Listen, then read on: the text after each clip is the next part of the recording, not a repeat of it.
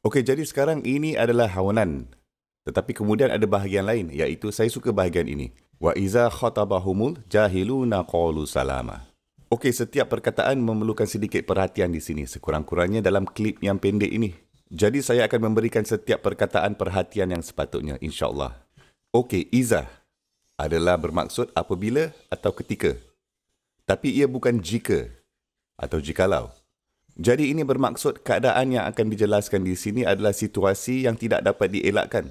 Ia akan berlaku. Kamu akan pasti menghadapi situasi ini. Jadi bagaimanakah keadaan itu? Khatabahumul jahilun. Orang yang tidak dapat mengawal emosi mereka. Faham tak?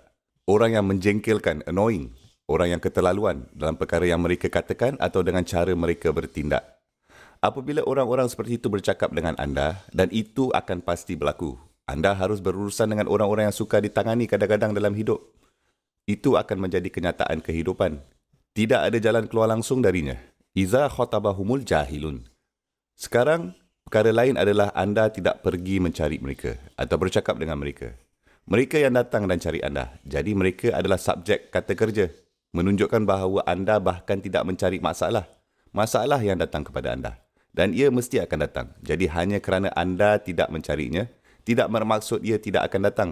Iza khatabahumul jahilun qalu salaman. Apabila orang yang jahil, yang tidak terkawal, yang tidak beradab, bercakap dengan mereka, mereka mengatakan, sekarang ada dua terjemahan yang mungkin di sini. Qalu salaman.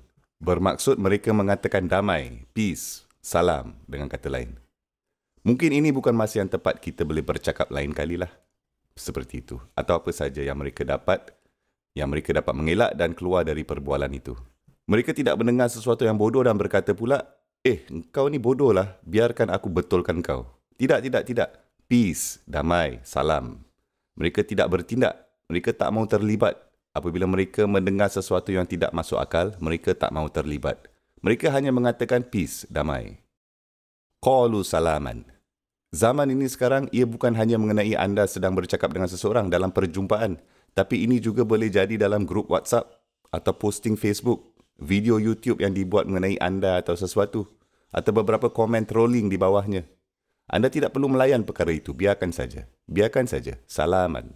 Dan terutamanya sekali dalam private setting, di mana anda sebenarnya secara interpersonal berbual dengan seseorang dan mereka melampaui batasan. Anda mesti berunduh. Kadang-kadang ini mungkin berlaku di masjid. Kalian akan pergi ke masjid dan beberapa orang tua mungkin sedikit agresif dengan anda. Kau ni tak tahu solat lah. Kenapa kau berdiri macam tu? Astaghfirullah, kau pakai apa tu? T-shirt ke apa? Mereka akan bercakap seperti itu. Anda pula seperti, orang tua ni. Atau apa-apa pun. Saya tak perlukan ni lah. Lepas tu kamu pergi. Jangan macam tu pula kamu. Anda patut berkata, peace, salam. Buatkan doa untuk pakcik itu. Biarkan dia terus bising kalau dia nak pun. Tak apa. Dan kamu pergi ke tempat lain dan solat je. Pergi ke satu sudut lain dan solat. Itu je. Biarkan saja. Jangan biarkan ini menaikkan darah kamu. Okey, makna lain dari qalu salaman adalah mereka bercakap dengan aman, dengan damai. Jadi salaman boleh dianggap sebagai hal yang anda panggil dalam tata bahasa sebagai kata keterangan. Dan cara anda memikirkannya adalah jadi mereka bercakap dengan anda secara agresif, marah, dengan nada yang sangat sombong, dengan nada yang sangat menyinggungkan perasaan, hampir dengan cara yang mereka cuba mahukan tindak balas daripada kamu dan dapatkan reaksi daripada kamu. Tetapi kamu bercakap dengan tenang saja. Anda jangan membiarkan mereka membuatkan anda huru-hara. Anda belajar bagaimana mengawalkan emosi anda dalam perbualan ini. Dan ia juga bukan macam anda tahu seperti anda berusaha sangat keras, menahan, sangat suka untuk menahan ini. Tak macam tu. Kamu sepatutnya mengembangkan sikap toleransi di mana anda boleh membiarkan benda ini kena kulit tebal kamu. Anda tidak akan membiarkannya sampai kepada anda. Dan kamu hanya perlu menangani cara dengan wajar dan rasional. Ini sebenarnya dakwah dengan sendirinya. Dan Allah Subhanahu Wa Taala berkata Allah mengasihi akan orang-orang ini. Allah akan menerangkan lagi sifat-sifat yang lain dari orang-orang yang beriman seperti mereka solat sepanjang malam, qiyamul lail, solat tahajud. Dia Subhanahu Wa Taala akan memberikan keterangan lain tentang mereka. Tetapi keterangan pertama yang dia Subhanahu Wa Taala berikan adalah nombor 1, kerendahan hati. Mereka tidak merendah-rendahkan orang lain dan juga memperkecil-kecilkan orang lain. Sebaliknya, ketika orang lain merendahkan mereka ini, mereka menghadapinya dengan secara damai. dengan aman, dengan salam. Atau jika mereka tidak tahu untuk bagaimana menangani masalah ini, mereka hanya mengatakan peace atau salam dan mereka terus beransur pergi, menjauhi.